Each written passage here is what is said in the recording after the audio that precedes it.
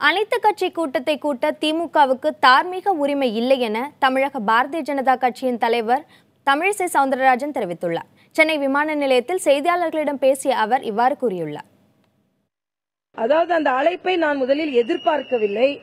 அது மட்டுமல்ல, அந்த அனைத்து கட்சி கூட்டத்தை கூட்டுவதற்கு அவர்களுக்கு எந்த தார்மீக உரிமையும் இல்லை.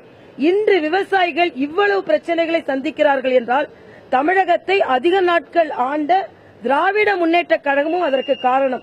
தொலைநோக்கு நீர் திட்டங்கள் எதுவுமே இல்லை, நீர் மேலாண்மை இல்லை, தென்னக நதிகளை இணைப்பதற்கான எந்த திட்டம் போட்டார்களே அதற்கான எந்த ஆயத்த பணிகளையும் அவர்கள் மேற்கொள்ளவில்லை. நதிகளை தூர்வாரவில்லை, ஆறுகளை தூர்வாரவில்லை, குளம் குட்டைகள் எதையுமே அவர்கள் பேணி பாதுகாக்கவில்லை. விவசாயிகளுக்கு என்று எந்த தொலைநோக்கு திட்டமும் இல்லை. இன்னும் சொல்ல போனால் ஆரம்ப காலத்தில் இவர்கள் ஆட்சி காலத்தில் தான் விவசாயிகள் சுட்டும் கொல்லப்பட்டார்கள் தமிழகத்தில்.